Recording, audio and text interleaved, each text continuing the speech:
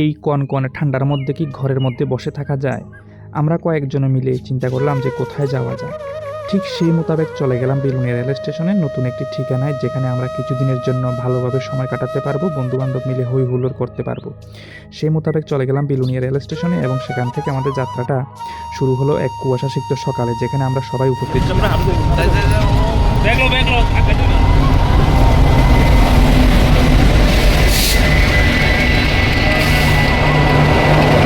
বিলুনিয়া থেকে সোজা কুমারঘাট পর্যন্ত 80 টাকার টিকিট কেটে চলে গেলাম। প্রলয়, আমরা যাচ্ছি কোথায়? এত তাড়াতাড়ি সারপ্রাইজ ভাঙিয়ে দিলে তো হইতো না। আমরা একটা অজানা স্থানে যাচ্ছি, তো অজানা স্থানে এটা পরবর্তী সময় আস্তে আস্তে আপলোড হইব। ওকে, নো প্রবলেম। টাকা দিবি, অর্ধেক টাকা হার যত ইনকাম করবি। তো মানিক বাবু, আপনি কই যেতেছেন? এত তাড়াতাড়ি কোন যাইতো না, কিন্তু একটা অজানা জায়গা যাইতেছে, এটা করতে এত তাড়াতাড়ি গেলে সারপ্রাইজটা নষ্ট হয়ে যাবে। তো এরা সবাই আছে না? ওই তো, হ্যাঁ।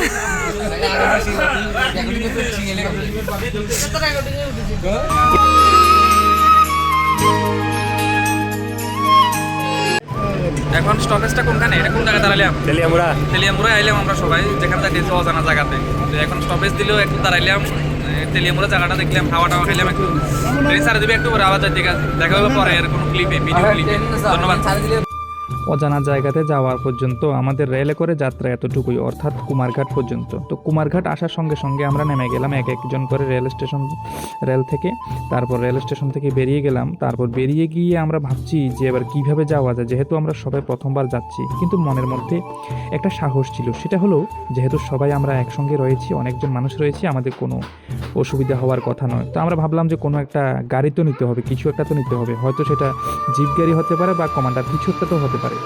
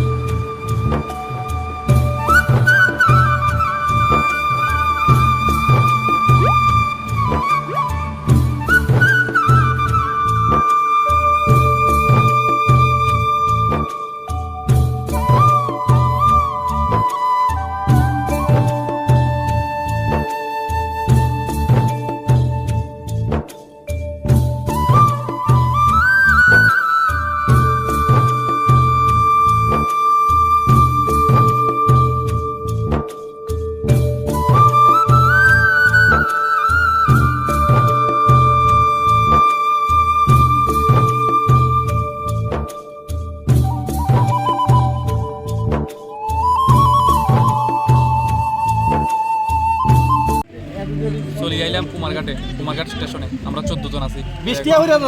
সারাক্ষণ জার্নিটা নিয়ে করলাম সকালটা। পেটের মধ্যে তো একটু ভোক লাগছে, তো আইলাম হোটেল ট্যাপ জানি যে খাওয়া দাওয়া ভালো। তো আইলাম, এই যে সবাই দেখাও, একটু দেখাও আমার। কুমারঘাট স্টেশনে নেমে আমরা যখন গাড়ি চাইতে গেলাম, তখন 3টা গাড়ি যখন চাইলাম তখন বলে 15,000 টাকা লাগবে, অর্থাৎ আমাদেরকে পুরো জম্পুইটা ঘুরে দেখাবে। তো আমরা সেখান থেকে গাড়ি না নিয়ে চলে গেলাম টমটমে করে কুমারঘাট বাস স্ট্যান্ডে। সেখানে বন্ধু, তুমি আমারে আনিয়ার কোনখানে আটকে রাখছো? এটা কোন জায়গা? এটা কুমারঘাট। তো এখানে তারা ঘরে রাখছো, গাড়িটাই লইতে আসো না? গাড়ি কই?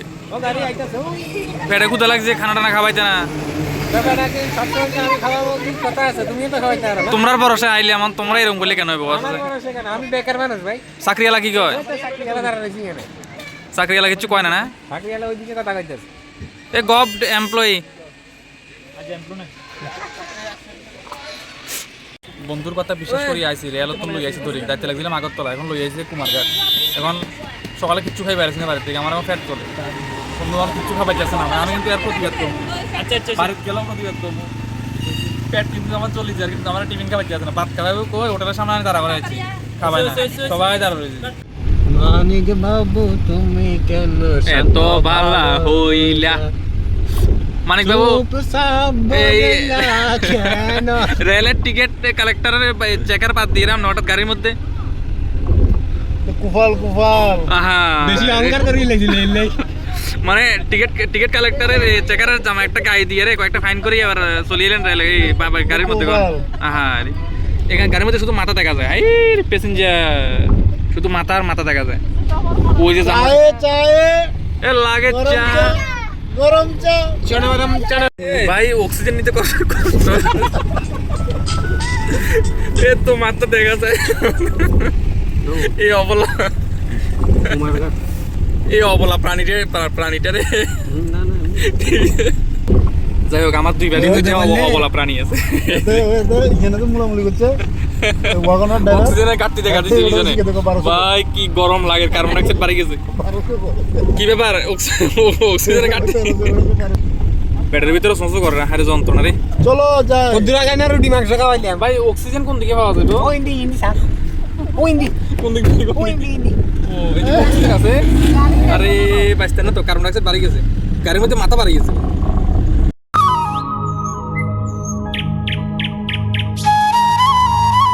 প্রায় 1.5 ঘন্টার লম্বা জার্নির পরে আমরা সবাই এসে উপস্থিত হলাম কাঞ্চনপুর এবং কাঞ্চনপুরে আসার পরে সবাই প্রায় ক্লান্ত, কারণ এত লম্বা জার্নি যে রাস্তা কি আর বলবো। যাই হোক, আমাদের মাঞ্জা মুঞ্জা পুরো প্রায় বাঁকা হয়ে গেছে, এই যে অবস্থা। পেটের ভিতরে কিন্তু দৌড়াইতেছে, খুব ক্ষুধার জেলা পাগল হয়ে যেতেছে। শেষ পর্যন্ত হঠাৎ করে দেখলাম সানশাইন একটি হোটেল, তো সেখানে গেলাম। সেখানে যাইয়া কথাবার্তা কইলাম, কত টাকা লাগবে কি আর সব কিছু জিজ্ঞেস করি। এরপরে তারা বললো যে বসেন, কোনো অসুবিধা নেই, সব কিছু আছে, আমার পাস এভরিথিং হে। আমরা কি করলাম, ব্যাগটা রাখলাম, রাখার সঙ্গে সঙ্গে খাইতে বই বেরলাম, পেট ভরে খাইতেছি, এখন কোনো কথা নেই। ওই কুমারঘাট থেকে অনেক লম্বা জার্নির পরে প্রায় 40 থেকে 45 কিলোমিটার তারপরে সে কাঞ্চনপুরে উপস্থিত হলাম একটা হোটেলে। হোটেলটার নাম কি?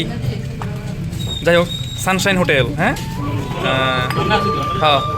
এখন সবাই হচ্ছে ক্ষুধার্ত প্রাণী, মানুষ হচ্ছে একটা প্রাণী, কিন্তু আমার বন্ধুদের এখন খানা দিছে না, তো এখন সবাই খাওয়া নিয়ে ব্যস্ত আছে। এই যে খান, খাই এলাম।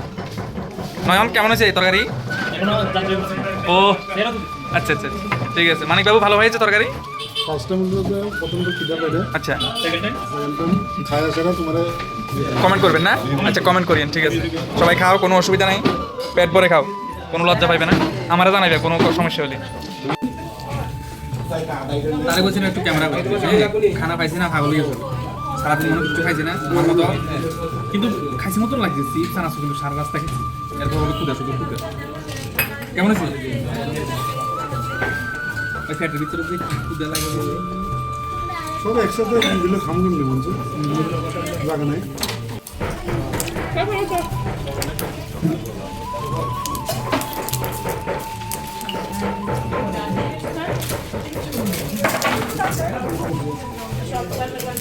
তো ক্ষুদা লাগছে, 2টা নলা লইছিস দেখি, এই যে একটা, এই যে 2টা।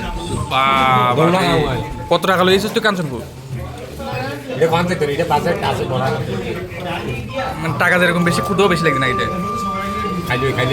ভাই আমি এরকম মানুষ দেখছি না, 2টা নলা একসঙ্গে খাওয়ান খাইবার, তোরা খাইবার দিন। আর তো ভাই বয়স টয়স হয়ে গেছে, বুঝছ না, কিটা কইছি খাইতে আর না। খা ক্ষুদা লাগলে মাথা তো ঠিক থাকে না, ঠিক আছে। এখন জীবনে কিন্তু নাকি জীবনে প্রচুর খানা খাইতে হবে, এবং কই কাটা কই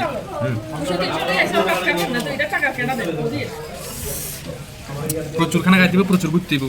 যদিও যেখানে যাইতেছি এখন আইসি না, যদিও অর্ধেক আইসি, আরো অর্ধেক বাকি রয়েছে। আমায় টাকাটুকু আইসি না যদিও।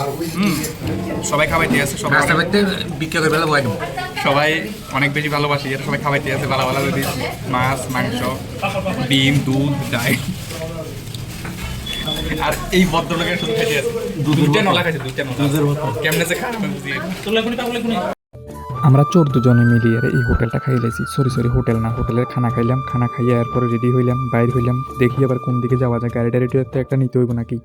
পিচ ঢালা পথের বাম পাশ দিয়ে যখন গাড়িটা যাচ্ছিল সামনের দিকে এগিয়ে, তখন মনের মধ্যে যেমন একটা আনন্দ লাগছিল, ঠিক তেমনি চারিদিকের যে পরিবেশটা রয়েছে, প্রাকৃতিক পরিবেশ, সেটা দেখে আসলে নিজের চোখটা জুড়িয়ে যাচ্ছিল। আর মনের মধ্যে একটু উত্তেজিত কাজ করছিল, কারণ নতুন একটা জায়গাতে যাচ্ছি প্রথমবারের জন্য। সেই জম্পুই পাহাড়ের একটা ব্যাপার রয়েছে না মনের মধ্যে, সেই জন্য আমরা খুব এক্সাইটেড ছিলাম। মোট 14 জন মানুষ আমরা 3টে গাড়ির মধ্যে ভাগ করে বসে গেলাম, এবং যে গাড়িতে আছে সবাই মিলে আনন্দ করছে। আর মাঝে মাঝে আমরা যে গাড়িতে আছি সেই গাড়িতে কত সুন্দর সুন্দর গান বেজেছে। আমরা গানের তালে তালে প্রায় নিজেরাই শিল্পী হয়ে গেলাম। কিছুক্ষণের জন্য আমি কুমার শানু এবং আমার পাশে যে রয়েছে সে উদিত নারায়ণ হয়ে গেল। কত সুন্দর সুন্দর রোমান্টিক গান গাইল ডুয়েট মোডে, কিন্তু দুর্ভাগ্যবশত আমাদের গানগুলি কেউ শুনতে পাচ্ছে না, কারণ আমরা যে ধরনের শিল্পী, সাধারণত এই ধরনের শিল্পীর গান মানুষের শোনার কথা নয়, কারণ শুনলেই কান ঝালাপালা হয়ে যায়, কারণ শুনতে তো চাইবেই না, ঠিক না? জম্পুই যাওয়ার ঠিক আগে আমরা চলে গেলাম ক্লাকিশ প্যারাগ্লাইডিং সাইডে। ওইখান থেকে আমরা প্যারাগ্লাইডিংয়ের সৌন্দর্যটা উপভোগ করব। তো আমরা প্রথমে ভিতরে গিয়ে 20 টাকার এন্ট্রি টিকিট কেটে চলে গেলাম সবাই মিলে আমরা প্যারাগ্লাইডিং সাইড দেখার জন্য। ঘড়িতে তখন প্রায় 3টা বাজে, একটু পরে সন্ধ্যা হয়ে যাবে, তাহলে দেখার দৃশ্যটা দেখা যাবে না। 5 বাজেগা তো এই আমরা সুপারি বাগান দিয়ে কোথায় যাচ্ছি? প্যারাগ্লাইডিং দেখতে। প্যারাগ্লাইডিং এর যেখানে হয় আচ্ছা সেটা দেখার জন্য যাচ্ছি। আচ্ছা, মানে আজকে কিন্তু প্রচুর মানুষ, হ্যাঁ প্রচুর মানুষ আজকে আমরা আছি এখানে 4 জন, এই যে সামনে 2 জন, বাচ্চা 1 জন, 3 জন, আর আমরা আছি নাকি এখন সুপারি বাগান দিয়ে। বাগানের সুপারি ধরে তো আচ্ছা হ্যাঁ এখন উপরে উঠতেছি, দেখা যাক কি হয়। প্রথমবার প্যারাগ্লাইডিং দেখবো আজকে, জীবনে প্রথম অভিজ্ঞতা হবে, দেখা যাক।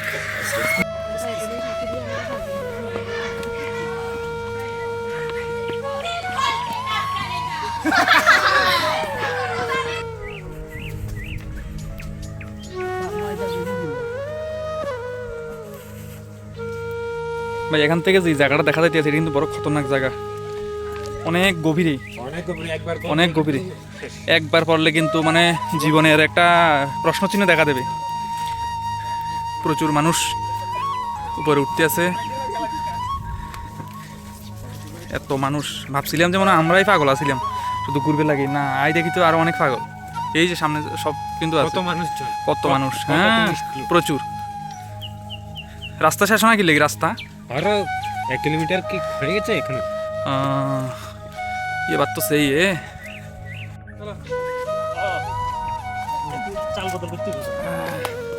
हेलो, पैराग्लाइडिंग, कम ए मुझे छोड़कर तुम लोग जा रहे हो क्यों? तुम यहाँ से निकल दो। कैमरा बंद करके मैं निकल जा रहा हूँ। हम लोग बहुत एक्साइटेड हैं देखने।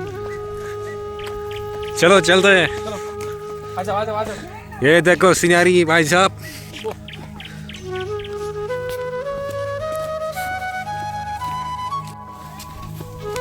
उमा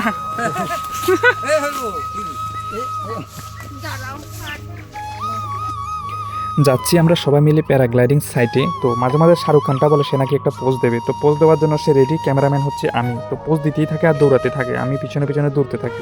ভাই জম্পুই পাহাড়ে যাওয়ার সময় প্যারাগ্লাইডিং দেখবার আশায় যত দূরে নামতে আসি, মানে রাস্তায় শেষ না, সোজা কথা। এই যে প্রচুর মানুষ পিছন থেকে আইতে আসছে, এখন বড় একটা আপ নামলাম ভাই, রাস্তায় শেষ না। ওরে বাবারে, একদম এটা ধরতে গেলে যে মানে বাঁশ বাগানের মাঝখান দিয়ে যাইতেছি, একটা অন্যরকম লাগতেছে। সেরা এরকম একটা এক্সাইটমেন্ট কখনো হয়েছে না যদিও। প্যারাগ্লাইডিং দেখার জন্য যে উপরে উঠতে হয়, এখন সেই উপরে উঠতেছি। দেখা যাক উপরে যাওয়ার পরে কেমন লাগে ভিউটা। এখন উপরে ওঠার পালা, একটা চিকন একটা রাস্তা দিয়া। এই প্রচুর মানুষ।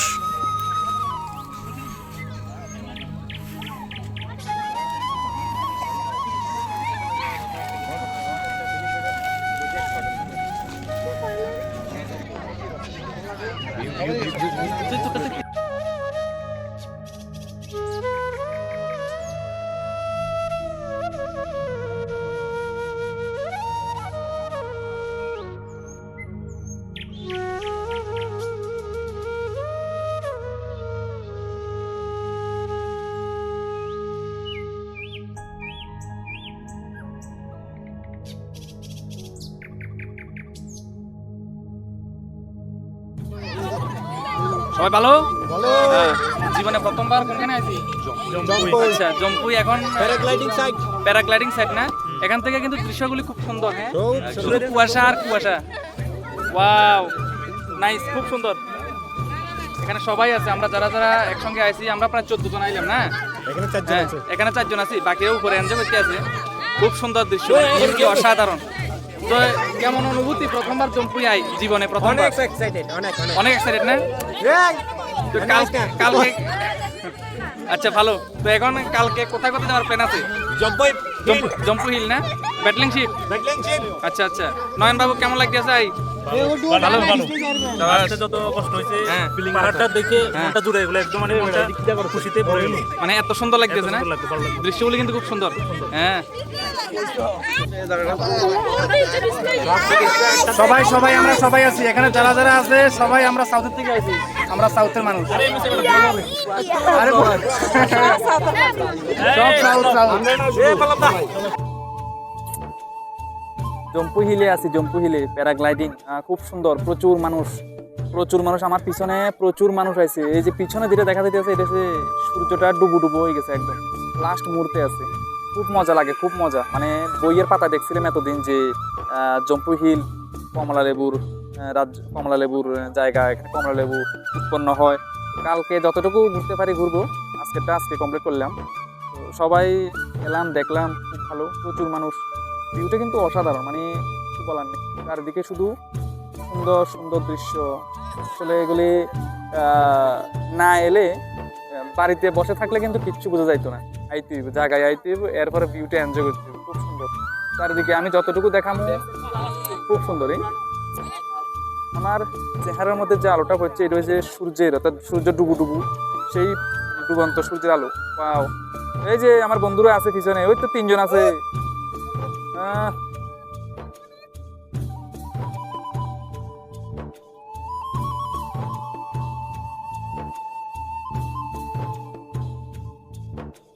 জম্পুইয়ের প্যারাগ্লাইডিং সাইটটা দেখার পরে চলে এলাম আমরা সোজা যেখানে আমরা রাত্রি যাপন করব সেখানে। যেহেতু সন্ধ্যা হয়ে গেছে আর নতুন করে কোনো কিছু দেখার সুযোগ নেই, তো চলে গেলাম থাকার যেখানে জায়গা সেখানে। এখানে অনেকগুলি ট্যুরিস্ট লজ রয়েছে।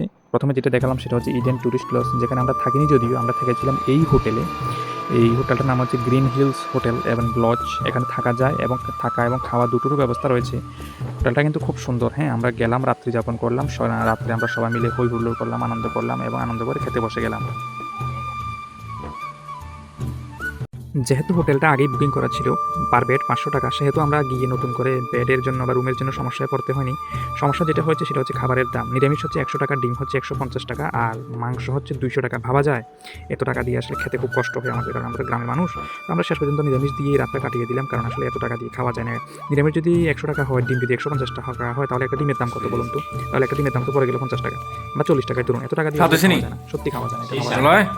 নিরামিষ খাইতে কত টাকা দিয়ে? কত যায়? 100 টাকা দিয়ে। তো ডিম প্যাকিং 110 টাকা। তো ডিম খাইছিস না কি লাগি? ডিম খেতেন না ভাই। কেন? 150 টাকা। এত রেট দিয়ে মাংস নিরামিষ দিলে মাংস হলো 200 টাকা। আরে 200 টাকা দিয়ে এক কেজি ডিম একটা দাম হইছে 10 টাকা। 50 টাকা আগে দিতে দরকার আছে নি? না, কোনো দরকার নেই। কোনো দরকার নেই। ওরা নিরামিষ খাই যথেষ্ট ভালো। তাহলে কাঞ্চনপুর যাইয়া এরপরে বাকিটা হইব।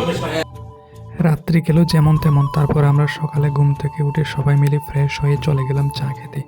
যদিও চা খেতে কোথাও যেতে হয়নি, চা করার জন্য যে জিনিসগুলি প্রয়োজন সবাই আমরা নিয়ে গিয়েছিলাম বাড়ি থেকে। কেউ চিনি, কেউ চা পাতা, সবাই মিলে আমরা নিয়ে গেলাম। তারপর সবাই মিলে সকালে আমরা বিস্কিট দিয়ে চা খেলাম। চা খেয়ে এবার আমরা ভাবছি যে কী করা যায়, কুয়াশা তো কমছেই না। এদিকে ড্রাইভার বলতে দেরি হয়ে গেলে নাকি আমরা ব্যাটলিং শিপের সৌন্দর্যটা দেখতে পারবো না।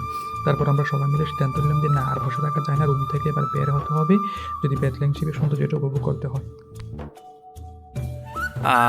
জম্পু হিলে এসে আমরা যে পাহাড়ে আসিলাম, এটার নাম গ্রিন হিল যে হোটেলে আছে, এটা হচ্ছে ঠিক শেষ হোটেলটার সামনের দিকটা। আর প্রচণ্ড কুয়াশা। এই যে গ্রিন হিল, প্রচণ্ড কুয়াশা। আজকে আমাদের 2য় দিন চলছে। তো আমরা যেই রুমে ছিলাম বা যেখানে আসিলাম একটু দেখাই আমরা। হ্যাঁ, এটা হচ্ছে সেই দৃশ্য। আছে আমাদের মানিকবাবু আছে এখানে।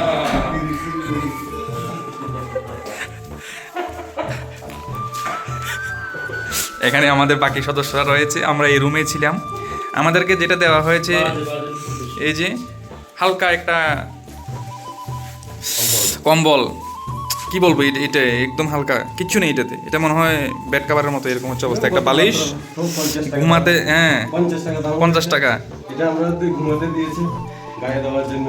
এটা হচ্ছে অবস্থা। এখন বিছানাটা এখন গুছিয়ে দিচ্ছি। হ্যাঁ, আমরা অত অভদ্র না। তারপর সকালে যে ন্যাচারাল কল, সেটা করতে আমাদের যে কত কষ্ট হয়েছে। টয়লেটে ঠিকমতো জল নাই, কি যে একটা অবস্থা, মানে কি যে একটা টেনশন। এত টাকা রুম ভাড়া, আবার জলের সমস্যা, সর্বনাশ। রুম ভাড়া দিয়েছি।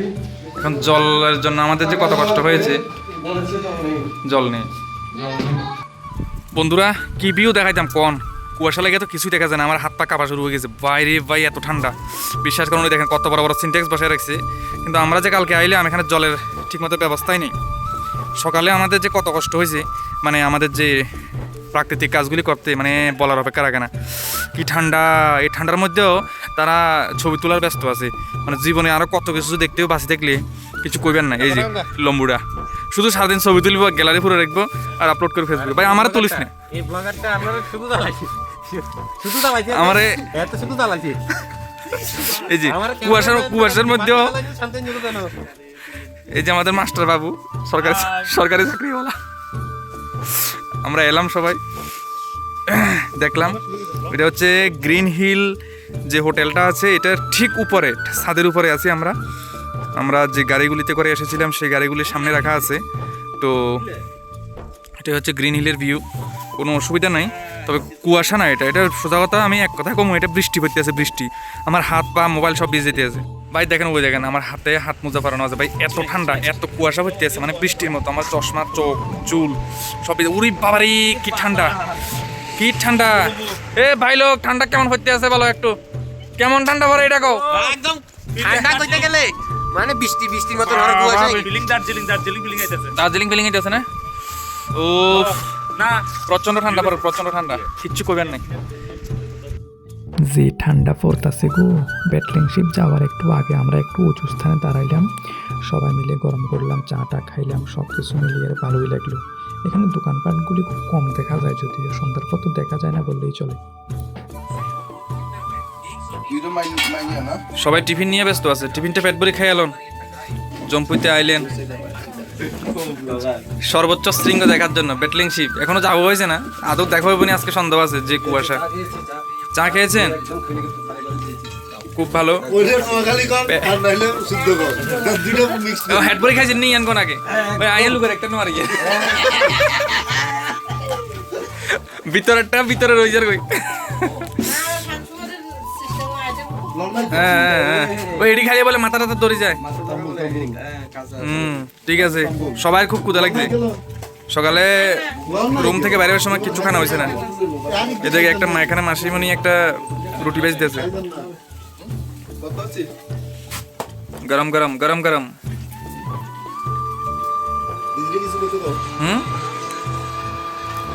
কেমন আছেন বলেন? ভালো আছেন? এখানে কত বছর দোকান করতে আছেন?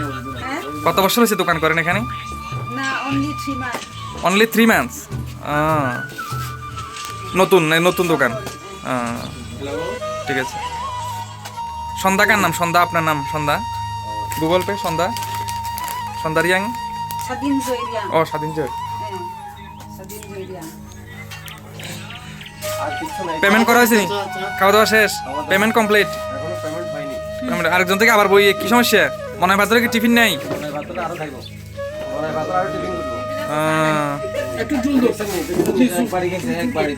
কই দেখি আসলে তো এত বড় বাড়ি, সর্বনাশ, খাইছি রে, সব খাইয়া লাইছি।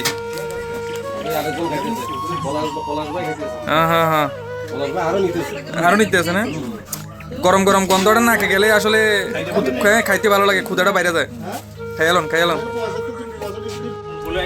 এই যে কুয়াশা, যাইতে আসছিলাম কোন দিকে আর আইয়া পড়লাম কোন দিকে। কুয়াশার লাগি জম্পু হিলে তো যাইতাম পারি না, অর্ধেক যাত্রা আমাদের স্থগিত হয়ে গেছে। দেখেন সবাই এক একজনের অবস্থা সিরিয়াস হয়ে গেছে, কত প্রশ্ন হয়ে গেছে। মানে কোন দিকে গেলে যে আসলে শর্টকাটে জম্পুইয়ের পাহাড়টা দেখতে পারবো কইতে পারি না, সবাই আটকিয়েছে। সূর্যের জন্য আমরা সূর্য আজকে উদয় হবে, অপেক্ষা করতেছি। যখন সূর্য উঠবো তখন আমরা দেখবো, আর যদি না উঠে কোথায় আছি এখন জানি না, আসলে জানি না কোনখানে আছি। তো জম্পু হিলের উদ্দেশ্যে আছি, অচেনা জায়গায় না, আমার এখন অচেনা আর নাই, এখন বাসি হয়ে গেছে। সবাই ঠান্ডায় একদম হাবুডুবু খাইতে আছে, কি ঠান্ডা। এখন একটা টার্নিং দেখামু ভাই, জম্পুই পাহাড়ে এত বড় টার্নিং, মানে জায়গা ইউ টার্নের থেকেও বেশি। আরে বাবারে কি টার্ন যে লইব সামনে, এই একটু সামনে, এই যে দেখেন টার্নটা দেখলেই বলতে পারবেন জায়গা সিচুয়েশনটা পাল্টা লিখতে। এই যে টার্নটা হইতেছে এই পুরাটা ইউ। একটু গেলে গেছিলাম, কত ফুট নিচে যাওয়া যাবে ঠিক নেই, একটু গেলে কত ফুট নিচে যাইব আমরা। অনেক সাধনার পরে, অনেক কষ্ট সহ্য করার পরে চলে এলাম সেই ব্যাটলিং শিপে, যেটা সর্বোচ্চ শৃঙ্গ ত্রিপুরা রাজ্যের। দৃশ্যটা কিন্তু উপর থেকে এতটুকু উপরে ওঠার পরে আমাদের কাছে দৃশ্যটা যখন দেখি মানে সত্যি মনটা ছুঁয়ে গেল। মানে এই দৃশ্যটা দেখার জন্যই তো আমরা 7 সমুদ্র 13 নদী পার হয়ে এত পরিশ্রম করে এখানে আসলাম। দেখে খুব ভালো লাগছে। এখানে প্রচুর মানুষ আসছে এবং দেখছে, আনন্দ উপভোগ করছে এবং দিনের শেষে যে যার বাড়ি ফিরে যাচ্ছে। আমাদেরকেও ফিরতে হবে। দেখা শেষে আমরা আবার ফিরে যাওয়ার চেষ্টা করছি। হ্যালো, সবাইকে শুভেচ্ছা। আমি এখন যেখানে আছি সেটা হয়েছে ত্রিপুরা রাজ্যের সর্বোচ্চ শৃঙ্গ ব্যাটলিং শিব, অর্থাৎ জম্পুই পাহাড়ে অবস্থিত যে ব্যাটলিং শিব আছে সেখানে, যেটা 939 মিটার লম্বা, ত্রিপুরা রাজ্যের সর্বোচ্চ।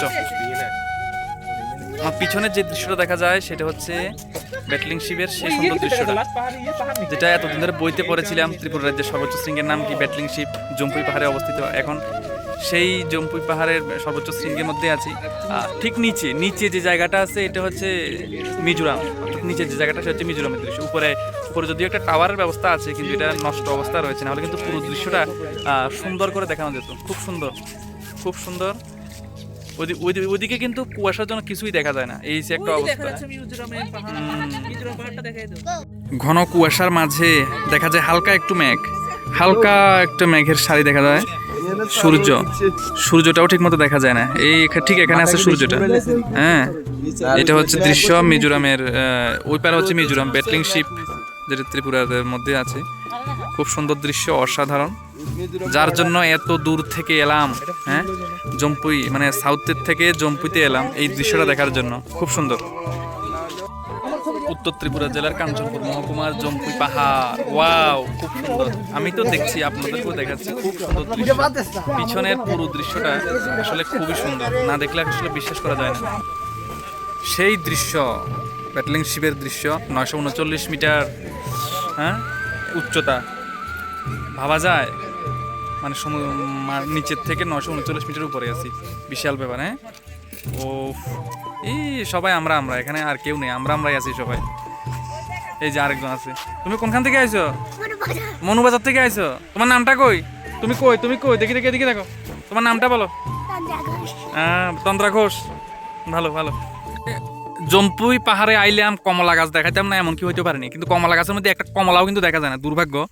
তো এখন কমলা গাছের ছবি তুলতেছে, একটা কারণ আছে। কারণটা হইলো জম্পুই পাহাড়ে আইলাম, জম্পুই বলে কমলা লেবুর দেশ, কিন্তু এখন একটা কমলাও দেখা যায় না। কমলা গাছগুলি শুধু সাইয়া রয়েছে, গাছের মধ্যে পাতা বেশি নাই, কিন্তু কমলা আর দেখি না। তো কি করতাম, কমলা খাইবার আশায় আইছিলাম, কিন্তু কমলা শেষ পর্যন্ত যা বুঝলাম বাজার তুই কিনি কন লাগবো। আহা আরে দুর্ভাগ্য রে, গরিব যেদিকে যায় এদিকে কিনি কন লাগে। এই কমলা গাছ শুকাইছে, কমলা গাছে কমলা নাই, কমলা খাইবার আশায় জম্পুই আইলাম। ওই পিছনের যে গাছগুলি দেখা যাইতেছে এগুলি হচ্ছে কমলা গাছ। এখন বইতে পড়ছিলাম যে জম্পুইয়ের কমলা খুব সুস্বাদু, তো চিন্তা করতেছে ভুল জায়গায় আইলাম কিনা। এই যে ওই টিলার উপরে যে গাছগুলি দেখা যাইতেছে, উপরের দিকে ওই যে গাছগুলি দেখা যাইতেছে এখানে, এগুলি মানে জীবিত না, প্রায় ডেড হয়ে গেছে। তো এখন চিন্তা করতে আসছি ভুল জায়গায় আইলাম নি কেন, কমলা টমলা তো দেখি না।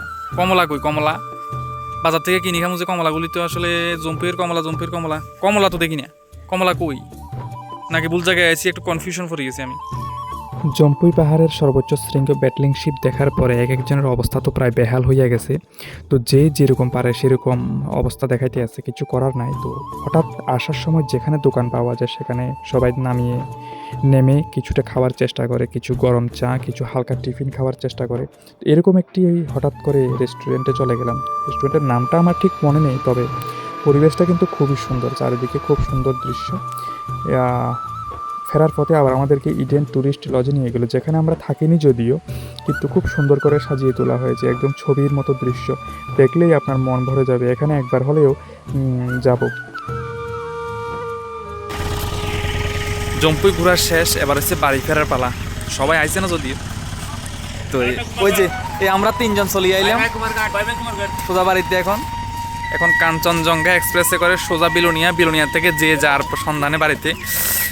এখন কুমারঘাট স্টেশনে যাচ্ছি, টিকিট কাটতে হবে আগে, টিকিট কেটে সোজা বাড়িতে।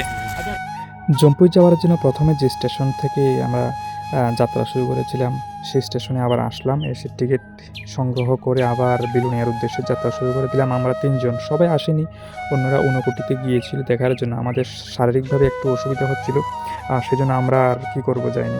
এখানে আসার সময় আমার বন্ধুরা ক্লান্ত এবং সেই সঙ্গে একজন বন্ধু খুব লজ্জা পাচ্ছিল ক্যামেরার সামনে পোজ দিতে। যাই হোক, অসুবিধা নেই, থ্যাংক ইউ বন্ধু।